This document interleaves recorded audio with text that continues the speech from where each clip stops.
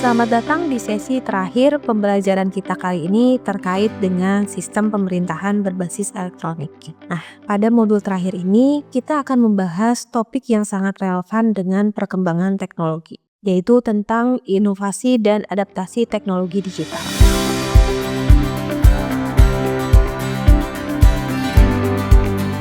Mari kita pelajari bersama bagaimana teknologi digital memberikan dampak besar, serta bagaimana kita dapat mengadopsinya untuk mendukung pekerjaan kita sehari-hari. Baik, mari kita mulai dengan pemahaman dasar terlebih dahulu.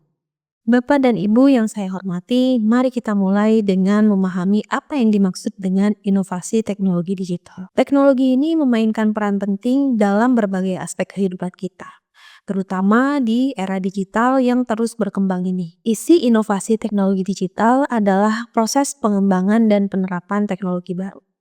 Tujuannya tentu sangat jelas, yaitu menciptakan nilai tambah, menyelesaikan berbagai masalah, dan meningkatkan efisiensi di berbagai bidang.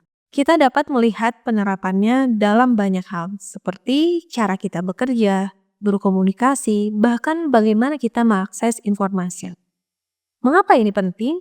Karena inovasi digital tidak hanya sekedar menghadirkan teknologi baru, tapi juga membawa perubahan besar yang memengaruhi hampir semua aspek hidup. Misalnya, dalam dunia bisnis, pendidikan, bahkan pemerintahan. Dengan inovasi ini, kita dapat memberikan solusi yang lebih cepat, mudah, dan tepat sasaran. Nah, Bapak Ibu, dari pemahaman ini, kita bisa menyadari bahwa inovasi teknologi digital adalah kunci untuk menghadapi berbagai tantangan di era modern. Nah, setelah mengetahui definisi ini dan mengapa penting, mari kita lanjutkan dengan membahas faktor-faktor apa saja yang mendorong terjadinya inovasi. Silakan simak pada bagian berikutnya tentang dasar inovasi digital. Bapak dan Ibu, setelah memahami apa itu inovasi teknologi digital, mari kita lihat dasar apa saja yang mendorong munculnya inovasi ini. Nah, dasar-dasar inilah alasan mengapa inovasi terus berkembang dengan cepat di berbagai bidang. Yang pertama, kebutuhan terkait dengan konsumen. Konsumen masa kini menginginkan solusi yang lebih cepat dan mudah. Hal ini mendorong inovasi untuk memenuhi ekspektasi tersebut. Yang kedua, terkait dengan kemajuan teknologi. Perkembangan pesat di bidang kecerdasan buatan, Internet of Things, dan komputasi awan mempermudah terwujudnya inovasi digital. Yang ketiga, tekanan kompetitif, di mana persaingan global menuntut organisasi termasuk pemerintahan untuk terus berinovasi agar tetap relevan. Bapak Ibu, dasar-dasar ini menjadi pendorong utama inovasi yang kita rasakan saat ini. Selanjutnya, mari kita lihat lebih dalam penerapan teknologi spesifik yang mempengaruhi inovasi digital. Mari kita bahas teknologi-teknologi spesifik yang memiliki dampak besar terhadap kemajuan inovasi ini. Yang pertama, terkait dengan kecerdasan buatan atau AI. AI digunakan dalam analitik data, otomatisasi, dan personalisasi layanan untuk meningkatkan efisiensi. Yang kedua, terkait dengan blockchain. Teknologi ini memastikan keamanan transaksi dan data, terutama di sektor keuangan dan rantai pasok. Yang ketiga, Internet of Things atau IoT. Perangkat yang saling terhubung seperti di rumah pintar atau kota pintar, yang mana mendukung efisiensi yang lebih besar. Dengan memahami teknologi-teknologi ini, kita bisa melihat bagaimana inovasi mendorong perubahan. Lalu, apa dampaknya terhadap sektor-sektor utama seperti bisnis? Mari kita lanjutkan pembahasannya. Bapak dan Ibu, inovasi teknologi digital memberikan dampak besar pada dunia bisnis. Mari kita lihat 3 dampak utama, yaitu yang pertama, efisiensi operasional. Teknologi membantu digitalisasi proses bisnis, mengurangi biaya, dan meningkatkan produktivitas. Yang kedua, terkait dengan customer experience, di mana data pelanggan digunakan untuk mempersonalisasi layanan dan meningkatkan kepuasan. Yang ketiga, model bisnis baru. Adopsi model seperti langganan atau aplikasi on demand mempermudah akses layanan.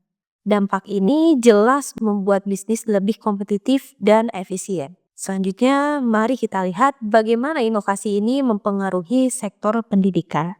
Bapak dan Ibu, inovasi digital juga membawa perubahan signifikan dalam dunia pendidikan. Berikut 3 dampak utamanya. Yang pertama, pembelajaran daring, e-learning dan hybrid learning memberikan akses pendidikan yang lebih luas. Yang kedua, terkait penggunaan VR dan AR. Teknologi ini menghadirkan simulasi dan pengalaman belajar yang lebih imersif. Dan yang ketiga, kait dengan data-driven learning. Penggunaan data membantu menyesuaikan kurikulum dan metode pembelajaran. Dengan inovasi ini, pendidikan menjadi lebih fleksibel dan terjangkau. Lalu, bagaimana dengan sektor kesehatan? Mari kita bahas dampaknya di sana. Bapak dan Ibu, sektor kesehatan juga mendapatkan manfaat besar dari inovasi teknologi digital. Berikut 3 dampak utamanya. Yang pertama, telemedicine. Ini mempermudah pasien untuk mendapatkan layanan kesehatan jarak jauh. Yang kedua, wearable device. Ini memantau kesehatan pasien secara real time.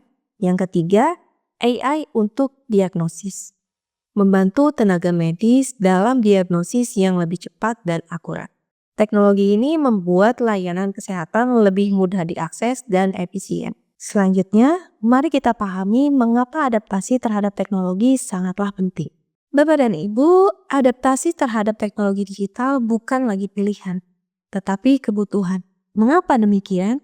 Berikut alasannya. Yang pertama, terkait dengan perubahan yang sangat cepat. Teknologi berubah begitu cepat sehingga adaptasi menjadi kunci relevansi. Yang kedua, persaingan global. Organisasi yang tidak beradaptasi akan tertinggal. Dan yang ketiga, efisiensi dan peluang baru.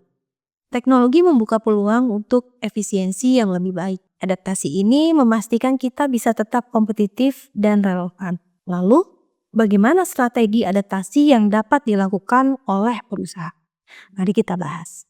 Bapak Ibu, berikut 3 strategi yang bisa dilakukan perusahaan untuk beradaptasi dengan teknologi. Yang pertama, peningkatan kompetensi digital karyawan, yang mana memberikan pelatihan teknologi kepada karyawan.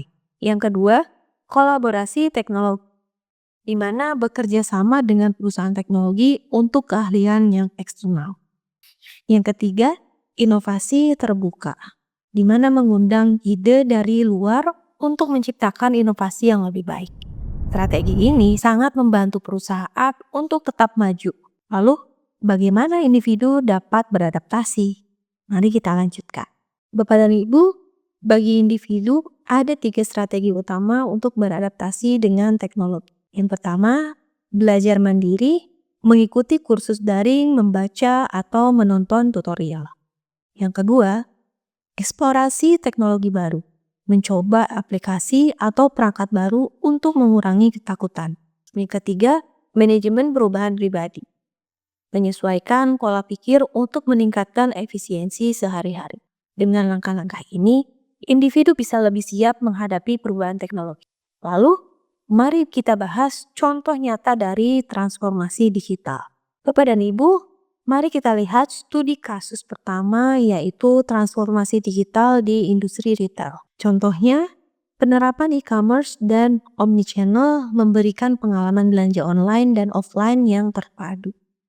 Kemudian, teknologi di mana penggunaan AI untuk rekomendasi produk dan otomatisasi logistik. Nah, contoh ini menunjukkan betapa pentingnya inovasi dalam industri. Selanjutnya, mari kita lihat penerapan teknologi pada kota pintar atau smart city.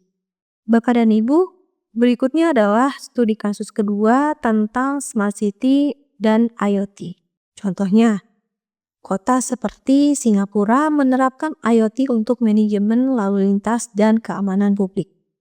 Teknologi yang digunakan adalah sensor pintar untuk pemantauan dan aplikasi untuk interaksi warga. Dengan teknologi ini, smart cities menciptakan efisiensi dan kenyamanan. Lalu, bagaimana kita bisa menyimpulkan semua ini? Bapak dan Ibu, mari kita simpulkan pembelajaran kita hari ini.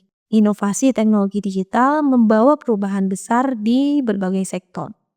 Dengan adaptasi yang tepat, individu dan organisasi dapat memanfaatkan teknologi ini secara optimal.